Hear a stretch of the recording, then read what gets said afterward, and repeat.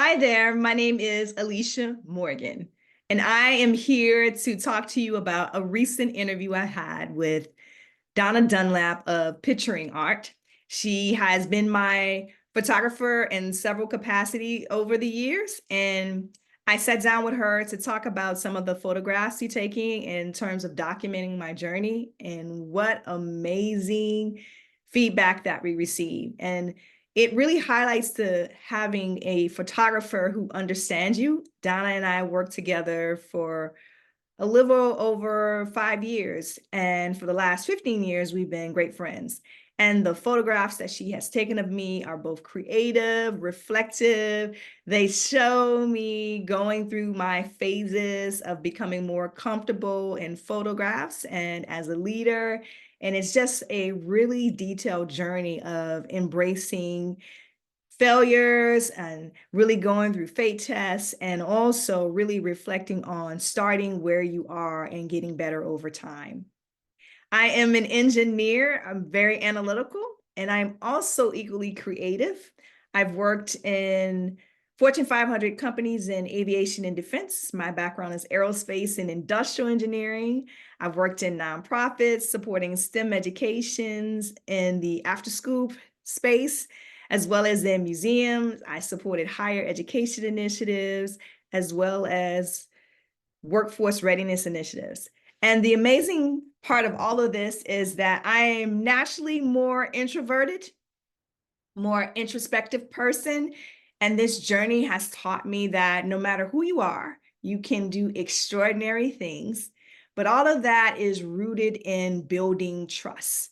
And for me, when I talk about transformation, building trust is really about showing you, right? If I can show you photographs from my journey where you can see, I started at different stages and then I grew over time and I became better. That really gives you a sense of that I am living what I'm talking about. And as a leader, it's the same thing. There is this huge discussion about being authentic. And I'll tell you, it's not always easy because you also have to define the fine line between being authentic and completely transparent. An example of this is someone says, I'm not feeling well today and I'm having a bad day. And then they go on to tell you in detail, I'm feeling bad because I may be sick. I've lost some things in my life, and they go into greater detail.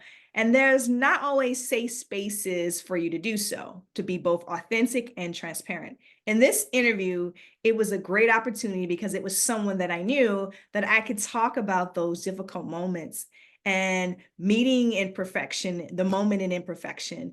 Also knowing when you fail and how to recover from it.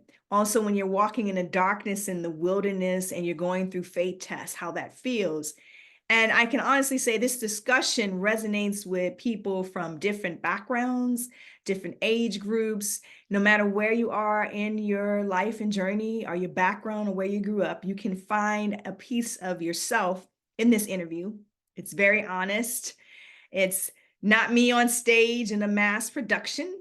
It's not scripted. It's a real conversation about how when you just show up and then you look back, you can see things connect the dots. And that was not always easy for me as being a person that struggled with perfectionism, also being analytical, learning the scientific method where you do step by step, and really embracing talking about failure for the first time on a stage was during my TEDx talk.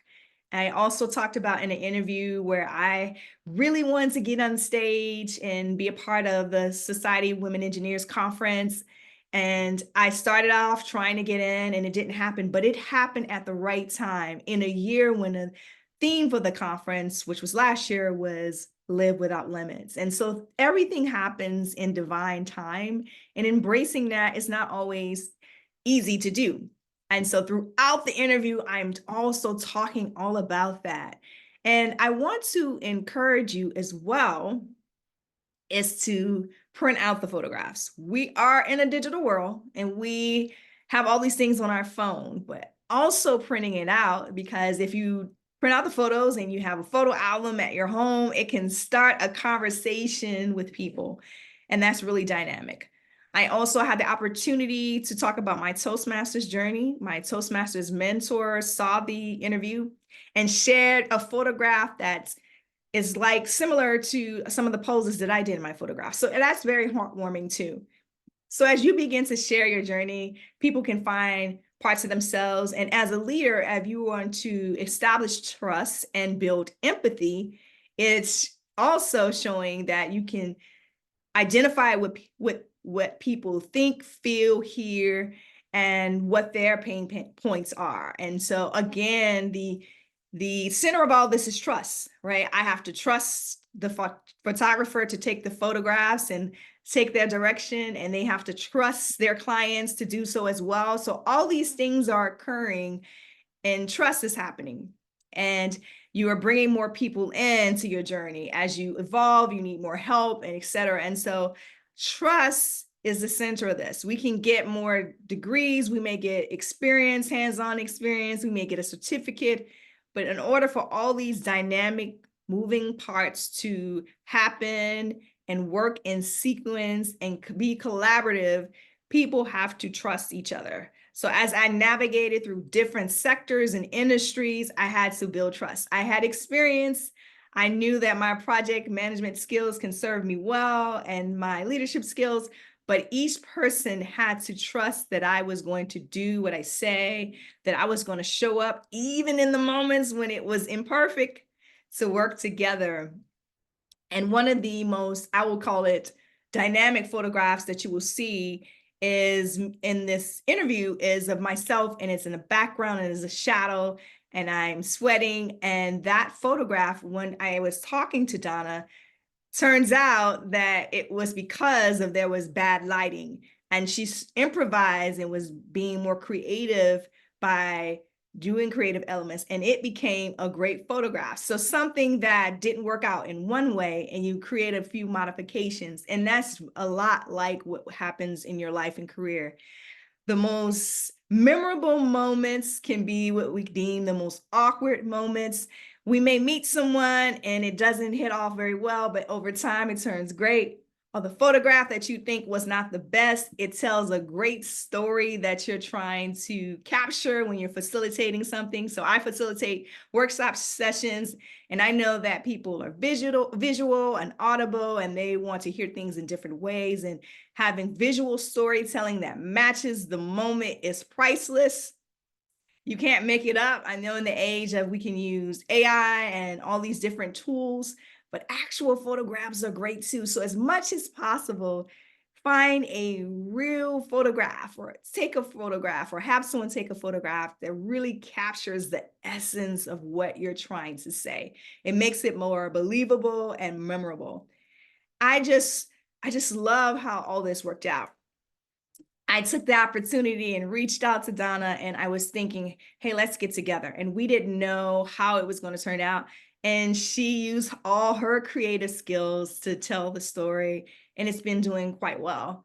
And I hope that as you continue your own journey, you will see how much all of these things matter and how much greatness matters to you.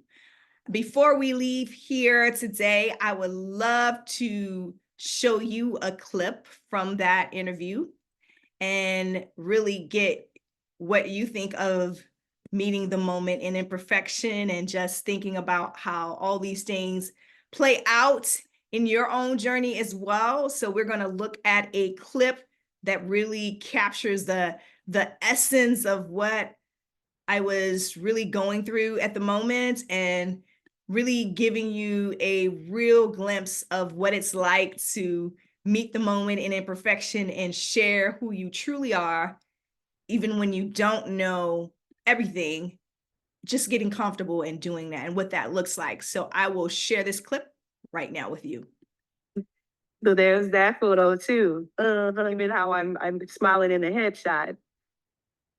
To me, those photos is like as clear indication. I'm just trying to figure it out.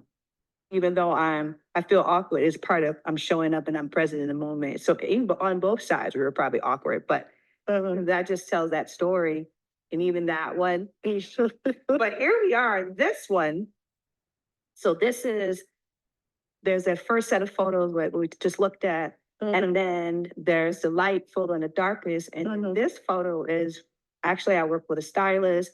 I think I had a voice and speech coach. We had music in this for photo shoot. We were on the street, then we had that video, we walked in. So I was definitely on my journey being more confident. And this became my headshot for several years. And I think about 2 or 3 years after that, you know, I had transitioned, I think transitioning into nonprofits at that time. I was women. And so I'm in my next element. And then a few years later, I get on a TEDx stage telling a speech. And a part of that was talking about failure and overcoming that.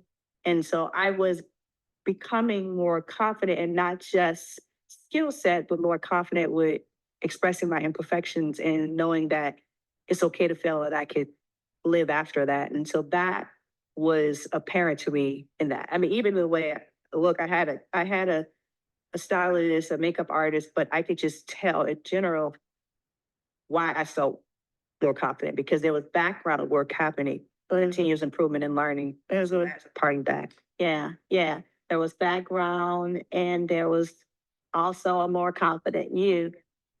I also see that you had a more confident photographer. Hey, hey. Yeah, yeah. So this process for me, it helps me tell somebody who may look at themselves and say, gosh, I'm not there yet. I shouldn't start. I'm like, look at this photo. I look pretty, I'm not playing a part. I look pretty awkward, but here we are rushing in when people could see it. Now you can't let somebody judge you by being the expert. When you might be the rookie, but you still have value. The point is that even if you're in the beginning stages, you have value. And being comfortable with being uncomfortable and walking in the groups where, you know, I transfer skills or transfer it to something different. And you often are treated like the outsider and you have to.